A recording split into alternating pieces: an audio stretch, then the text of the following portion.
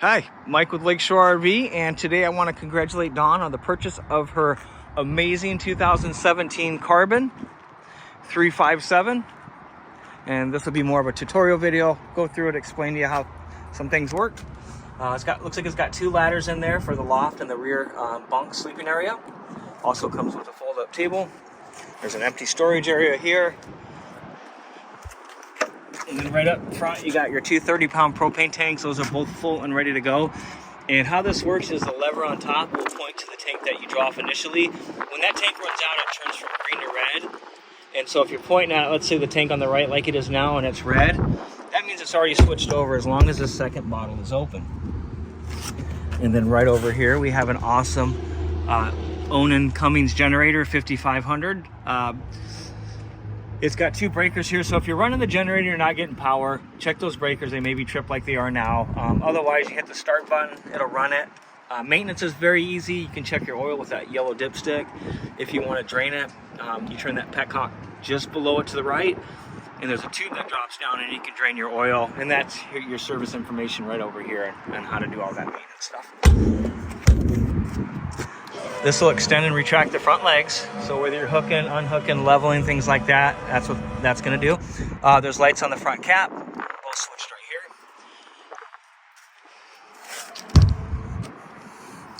here. And we popped a brand new battery in there, so you're all set to go there. It's got a spot for more.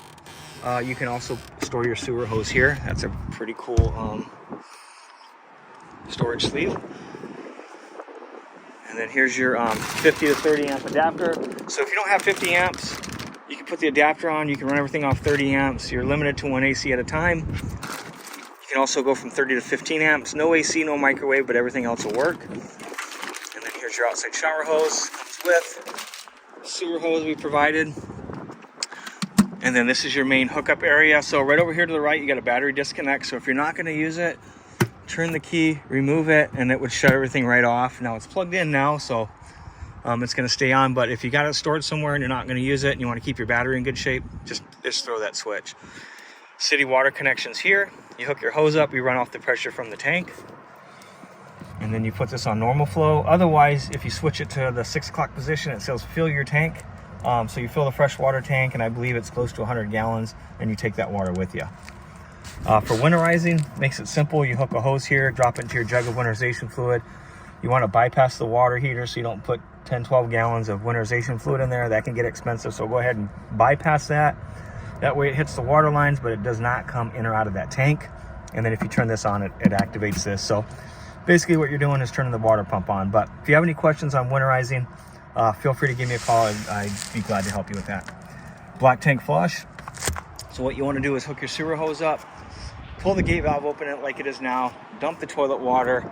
Once that's done, you come over here, you hook a hose up, you let it run for a few minutes, and it cleans out that black tank. Just make sure the gate valves are open when you're flushing tanks out. Otherwise, it's going to put water into that system and has a chance to overfill on you.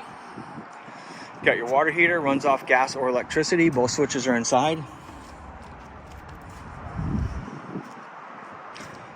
We just got done torquing the wheels. Even though it's a used camper, we cranked on them anyways just to make sure. Black tank flush for the rear. And that feeds right up to the same area there. So both black tanks will feed right to one common dump. And then you can see that white valve right next to that. That's the freshwater tank drain. 30-gallon fuel tank. You can pump the gas here with the fuel pump. Also supplies the generator. And then you turn it on here. There's your 50 amp cord plugged in right now. You got a ladder so you can get up on the roof. Check that roof. You want to do that periodically. If you get any cracks in the caulking, anything like that, you want to go ahead and caulk right over them.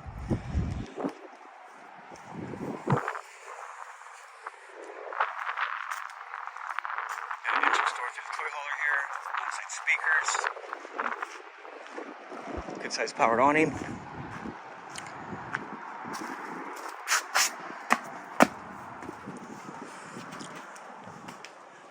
Okay, as we walk into the door, we'll take a right, head up to the bedroom. Bed lifts up. There's lots of storage underneath there. Antennas here, so you go ahead and crank that up for your local channels. And then you can hang your TV here. This would be a thermostat. So if you added another AC, this would be the thermostat for the bedroom AC. Doesn't come with it, but that's something that you can certainly add. Nice stand-up shower. Ground fault. So if you're running your outlets, you lose power, you may have just tripped this outlet. So this will affect almost all the outlets. And then this is your heating and cooling. You just go through the system. That'll change it from furnace to air conditioner, and you run your thermostat up and down here. So fairly easy to operate that. You got 3 slide outs, so your buttons are here, in and out, on and extend and retract. You can fire up the generator, hold the start button down, fired right up. Garage speakers, outside speakers, and then there's lighting. Water heater can run off electricity or propane, so you select one. And then the water pump is for the fresh tank. So if you filled up the tank and you plan on taking that water with you and using it, then you turn the pump on. If you're running off the city water, then you don't turn the pump on. And this is to check, your battery, your fresh water, black 1, black 2. So that I keep an eye on that stuff. AM, FM, CD, DVD player, that's already ran right up through the TV through the coaxials. And the refrigerator, that will run off gas or electricity.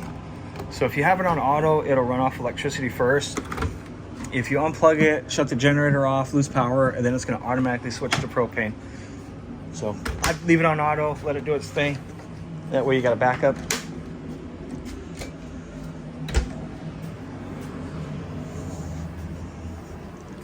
Got some nice built-in storage here.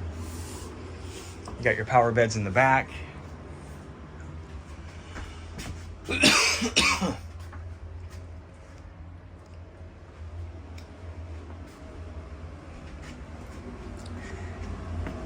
And if you have any questions, feel free to give me a call. Again, this is Mike with Lakeshore RV, congratulating Don. My number is 231-855-9998. Thank you.